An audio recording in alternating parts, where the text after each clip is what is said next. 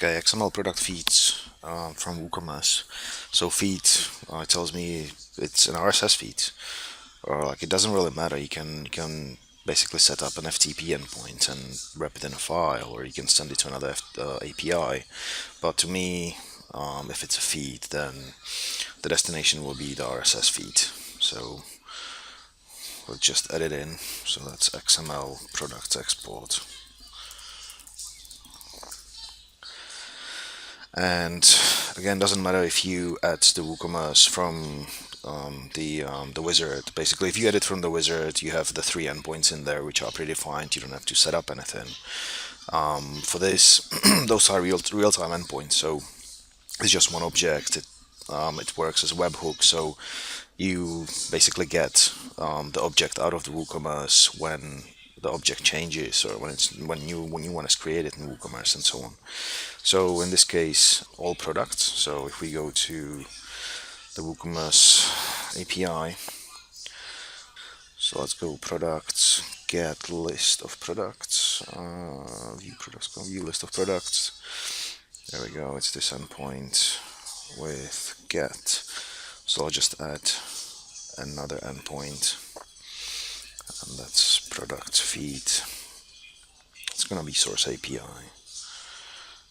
Source API.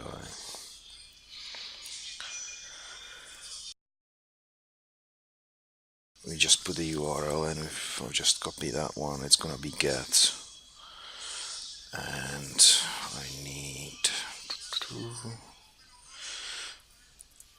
this. That's gonna be basically his where the WooCommerce sits, followed by that endpoint from this API docs. Data layout. I should probably save the settings. Data layout. So WooCommerce is JSON, and we'll just grab this response example here.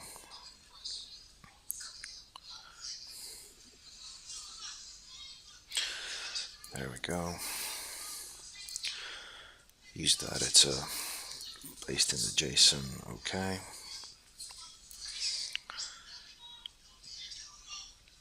So that's this side done.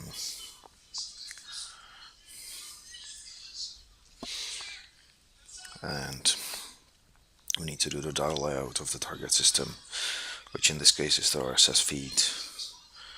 Now, if you're building XML, as I said, you need root elements. So let's add a field, which will be our object. Let's do this. So I can call it root, whatever. Object, okay.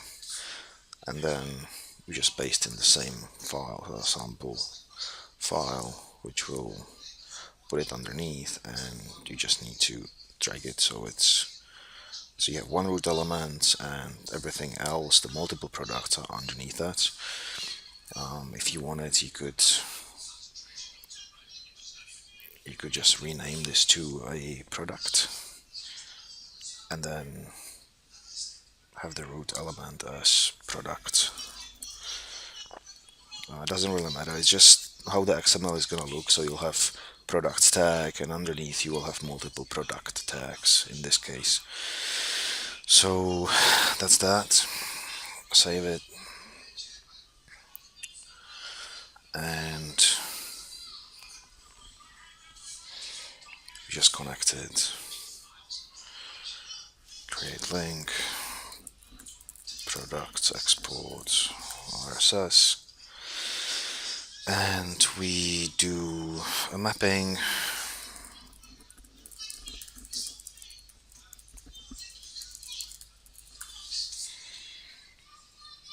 And this should be one-to-one. I'll just map few fields. I don't want to map every single field in this video, but let's map the title, type, status, SKU, and regular price, type status SKU and regular price.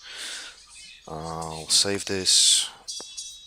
Now, just to avoid the validation errors in here, like you need to have valid date in this field. There's nothing, so it would fail. This needs to be true or false. There are Boolean fields. You have URLs in here and stuff. So for now, because I didn't map every single field, I'll just disable the empty ones. I need to make sure that these top elements are enabled, because otherwise the structure wouldn't be there. So that's that. Save it. And we can test it out.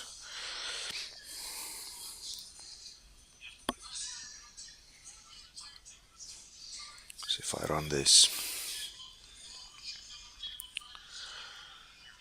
it's running now, done. So if I go to the RSS feed, click on it, I should get an XML. Here you go. So we have the products, that's the root element, and underneath you have all the products, individual ones, with just the stuff we mapped. All other fields are disabled. If he wants to map it, he can map the fields and stuff.